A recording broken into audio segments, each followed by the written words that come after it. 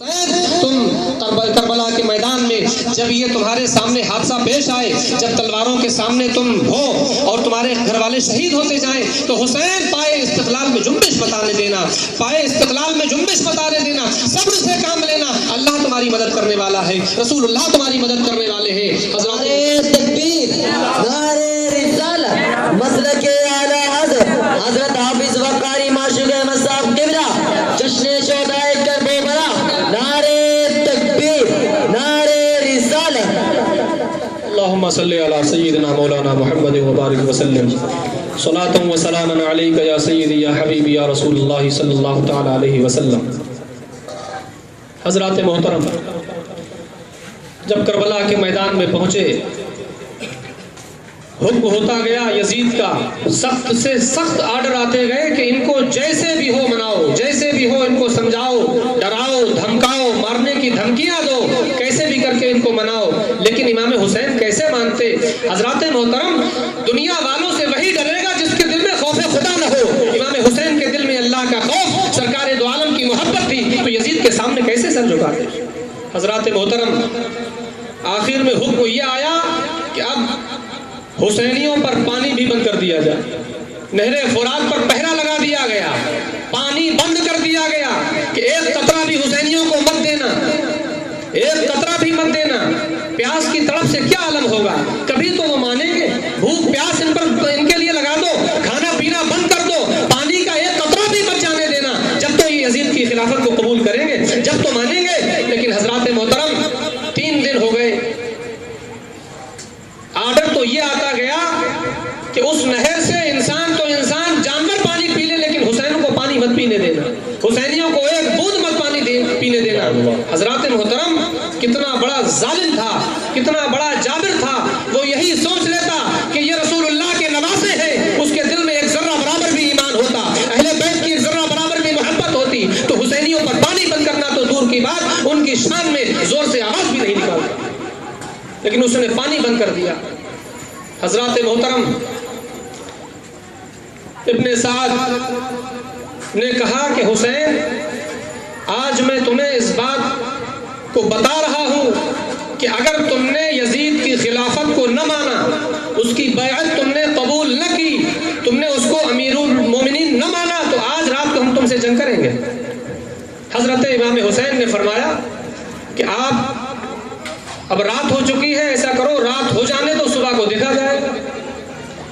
صبح جب ہوئی 10 محرم الحرام، اللہ اکبر، یہ وہ دنیا کی تاریخ میں یہ وہ دل دہلا دینے والا دن ہے حضرات محترم کہ تاریخ عالم جس کی مثال پیش کرنے سے قاصر ہے۔ بہت سارے واقعات قرآن میں، حدیث میں، کتابوں میں پڑھے ہوں گے، سنے ہوں گے، لیکن اس سے خطرناک واقعہ اور کیا ہو سکتا؟ حضرات محترم، 10 محرم الحرام، صبح کا وقت، یزیدیوں نے صبح سے ہی لشکر اپنا وہاں پہ ڈال دیا اور جنگ کی تیاری انہوں نے شروع کر دی۔ ایک بدبخت آیا، گھوڑا دوڑاتا ہوا اور یہ کہا، حسین ہے کوئی تم میں لڑنے والا؟ جب وہ قریب آیا تو اس نے یہ دیکھا کہ امام حسین کے لشکر کے آس پاس آگ جل رہی ہے، تو کہنے لگا، وہ بدبخت بولا کہ حسین، تم نے دنیا میں ہی جہنم کی آگ جلا لی، جہنم کی آگ سے پہلے ہی تم نے دنیا میں آگ جلا لی، نعوذ باللہ من ذالک۔ حضرت امام حسین نے فرمایا کہ اللہ تعالیٰ تجھے اسی آگ میں موت دے۔ امام حسین کی یہ پہلی کرامت تھی کربلا کے میدان میں کہ جب امام حسین نے اس کو بددعا دی، حضرات محترم، وہ گھوڑے سے گرا، اس کا پیر رکاب میں پھنسا اور گھوڑا جو لے کے دوڑا تو اس نے اس شخص کو آگ میں گرا دیا، کچل کے خاک ہو گیا۔ تو امام حسین کی پہلی کرامت تھی کہ اس نے کیا کہا بدبخت نے کہ حسین، جہنم کی آگ سے پہلے تم نے دنیا میں آگ جلا لی۔ یہ کوئی بہت بڑا بدبخت ہوگا، وہی تو یہ بات بولے گا۔ امام حسین نے اس کے لیے بددعا کی، فوراً اللہ تبارک و تعالیٰ نے اس کو آگ میں گرفتار کر دیا۔ دوسرا آیا، اس نے کیا کہا کہ حسین، دیکھ رہے ہو نہر فرات کیسے اس کی موجیں کیسے ٹھانٹے مار رہی ہیں، کیسے اس کی موجیں افان لے رہی ہیں، کیسے موجیں مار رہا ہے یہ دریا، لیکن تمہیں ایک قطرہ بھی نہیں ملے گا، انسان بھی پیئیں گے، جانور بھی پیئیں گے، حسین تمہیں ایک قطرہ نہیں ملے گا۔ حضرت امام حسین نے بددعا کی، یا اللہ اس کو بھی پیاسا مار۔ حضرات محترم، حسین کے لیے تو پہرا لگا تھا، اس کے لیے تو کوئی پہرا نہ تھا، جا کر پانی پی لیتا۔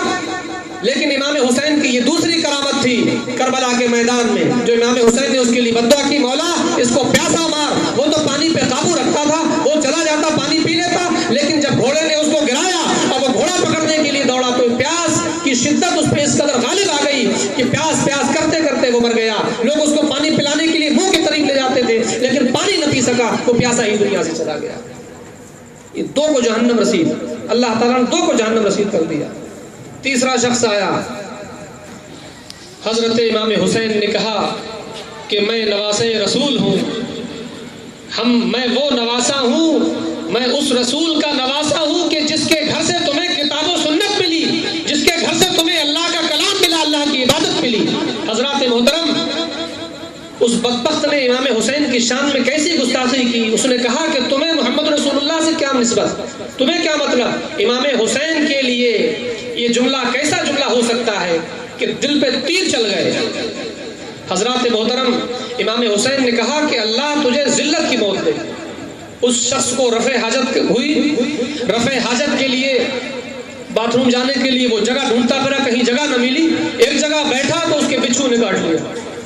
امام حسین کی یہ تیسری کرامت تھی کہ اس ظالم کے بچھو نے کاٹا تو وہ گندگی میں لتڑ پتڑ ہو گیا، گندگی اس کے جسم پر لگ گئی اور وہ وہی ذلت کی موت بنا۔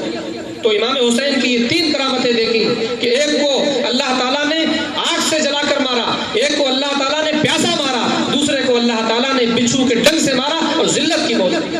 تو آپ حضرات دیکھ رہے ہیں کربلا کے واقعہ سے کیا سبق مل رہا ہے کہ امام حسین کے جو چاہنے والے ہیں وہ درجہ شہادت پا رہے ہیں، وہ شہادت کا جام نوش کر رہے ہیں، اور جو امام حسین کے باغی ہیں، جو امام حسین سے نفرت کرنے والے ہیں، ان سب کو ذلت کی موت مل رہی ہے۔ اور قیامت تک امام حسین کے جتنے ان سے جلنے والے ہیں، جن